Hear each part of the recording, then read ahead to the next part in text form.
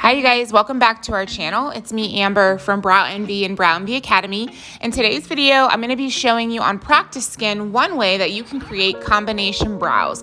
And that's brows with powder that look like a nice soft makeup fill and combining that with microblading at the front to create like a natural powder brow effect. So if that sounds great to you, keep watching. But before you do, don't forget to like this video and subscribe so you can see more tutorials from us. All right, before we go too far in the video, I do want to let you know what I'm using. This is a great practice skin from Hyve Beauty. I do have a discount code so you can get 15% off. That's in the description box below. And then I'm using my Zion S machine. You guys know I have a video with all three machines that I have. This is my favorite one, and it's from Microbeau. If you're in the market for a new machine, I have a great video comparison on those, but you can get that for 10% off if you use our discount code as well. I'll link that below. And then this is just some regular practice skin ink. I believe it's Tina Davies, which is what we use on all of our clients, and it's the I Love Ink line. All right, so as I said at the beginning of the video, we're gonna be creating a combination brow that is mostly powder. And it's my preferred way to do combination brows, although know that there are a lot of ways to do microblading and shading to create like a combo brow effect. This is just one of them. Now you'll notice that my technique for the powder brow part is super light and airy. You can see all the pixels and look at all the skin that's showing through the pixels. That is my preferred way to do powder brows. So I'm using a single needle for that. And when we're doing combination brows, because we're going to be introducing strokes in addition to the powder, one of the biggest selling points is that it's super gentle, less traumatic, easier to heal from, and it stays better. Well, that won't be true if you overly shade and microblade. In fact, it could be way more traumatic than doing either one of those techniques by itself. So you have to be making sure that you're really light and airy and you're not overly doing your passes. So that's what you see me doing here.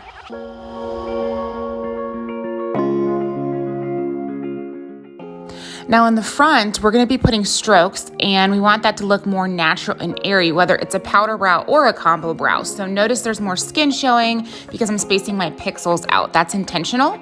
Next, we're gonna go in with a marker and then just create a lightly dotted line. That's gonna create a guide so that as I continue to do the powder, I don't put too much ink in the front where the strokes are gonna go.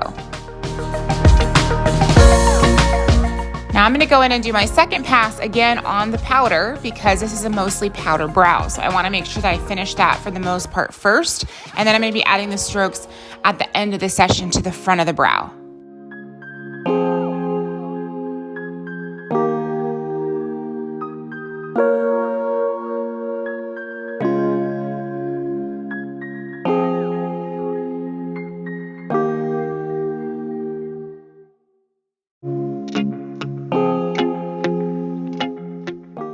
Now, when I create these tutorials, I always assume that the person that's going to be replicating this is a trained artist.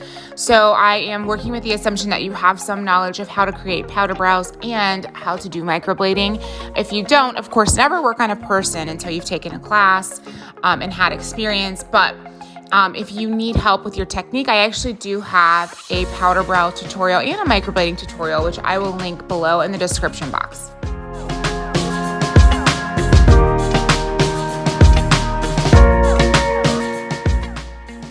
So one of the biggest components to getting a pixely powder brow where you can see lots of skin showing between the dots of color is to use a very airy pendulum swing like movement. So think about the pendulum and a grandfather clock and how it swings in almost like a curved U-shaped motion. That is what you should be doing with your needle, and that's the technique we teach in our powder brow classes online and in person.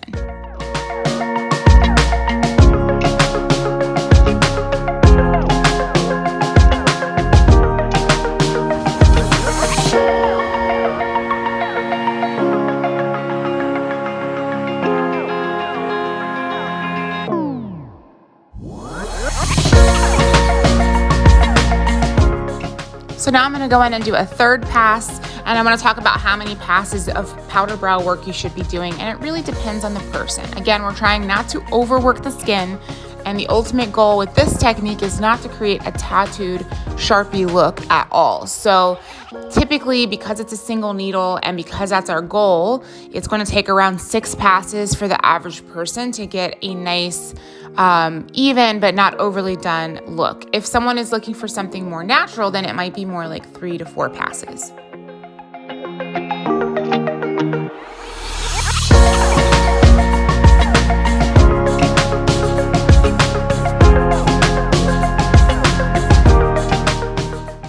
We're almost there with this brow, and again, this is practice skin, so ink deposits a little differently than real skin, a little faster. But I'm gonna go in and do the 4th pass, and you'll notice that I'm focusing on the bottom of the brow. So I wanna create an ombre from the tail to the front, but I also wanna try to create an ombre from the bottom to the top. So most people want the bottom of their brow to be nice and crisp and even, and that's really what defines the shape. Most people want the tops of the brow to be a little softer, to fade away into their skin, and that helps keep it from looking too tattooed.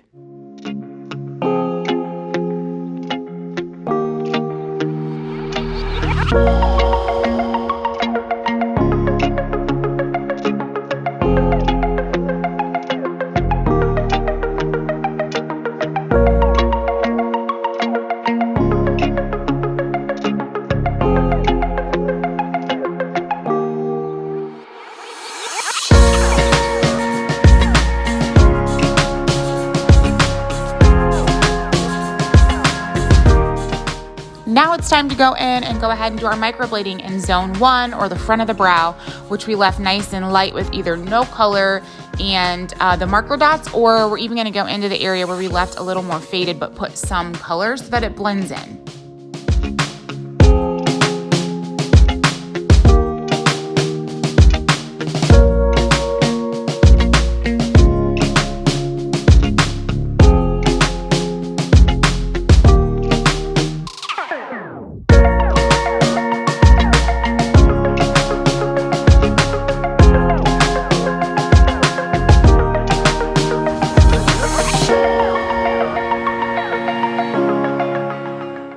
So first pass on the strokes is already done. Again, we're only putting them in zone 1 for this type of look that we're going for. So now I'm going over them again.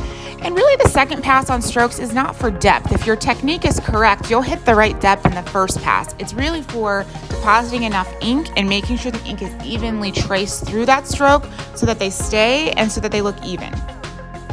I would also like you to keep in mind that practice skin is a bit unforgiving.